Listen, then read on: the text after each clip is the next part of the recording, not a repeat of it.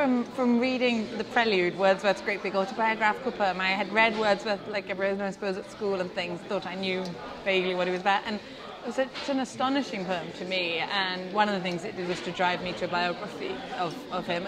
And I came across the story of his daughter Dora, who was a sort of footnote to his life, who generally portrays having had this tragic time. She wasn't allowed to marry the man she loved, and it was all very difficult. And it was then when reading about Sara Coleridge, who grew up with Dora, they were all sort of brought up together and had a very parallel life in some ways, equally difficult, though very different father, and in some ways a parallel to Dora had a long secret engagement because Wordsworth didn't approve, whereas Sara had a long secret engagement because nobody quite wanted her to marry Samuel Coleridge's daughter. Was not considered a very good catch because he was so kind of hopeless.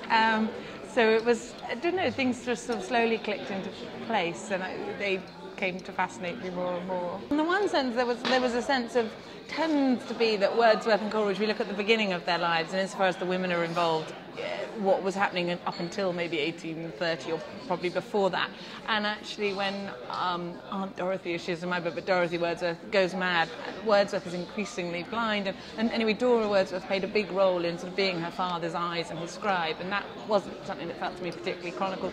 And likewise Sara Coleridge is the first kind of great editor of Coleridge, and the tender of the flame, all those sorts of things. There was a story there that felt important just about the poets, I suppose, coming from that angle.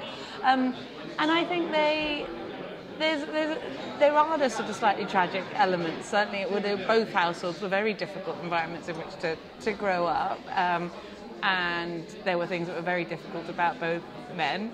But on the other hand, both of them were quite conscious of using that position, but there were advantages to it too.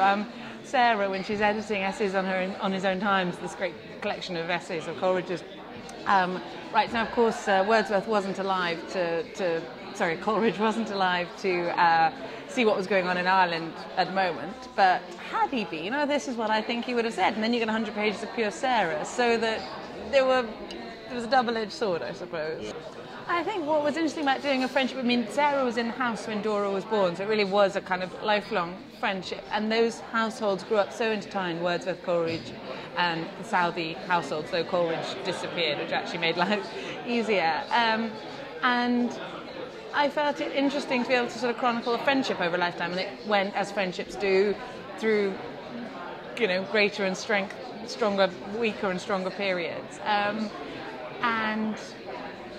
But there was always this, I suppose to some extent nobody else would have understood them so well. Not only did they grow up together, but they both understood what it was like to live with these sort of great reputation fathers. And I think that was something that bound them together to the end, a sense that there wasn't anyone else who could quite have understood what it was like. And because they were so much in and out of each other's houses, that Wordsworth and Coleridge were sort of equally fathers to both.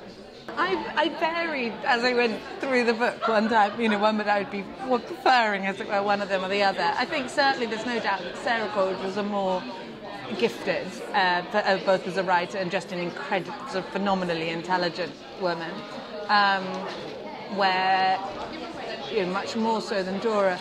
I think probably if I'd met Sara, I'd have been slightly intimidated by her, whereas Dora was very funny, and that was something I always liked about her. She didn't take herself very seriously, perhaps didn't quite take herself seriously enough, and I liked that about her as a character. But I found myself flitting between, and I found that quite an interesting part of the process, actually, to notice myself doing that. I had sort of frozen them at lyrical ballad stage in my mind, insofar as Wordsworth and Coleridge existed. They were young, passionate men, and then I had a vague idea that Wordsworth had lived on, and that was it. Whereas when my book begins, it's 1802, lyrical ballads is done, and so to me Wordsworth and Coleridge now are old or dying men, and I suppose that's a really sort of obvious shift. And of course, unlike Byron and Shelley and Keats, they did live on and they did grow up, and therefore seeing how they had to I suppose seeing how they remained the same people that they were during the whole revolutionary exciting work, but what happened to that 50 years later.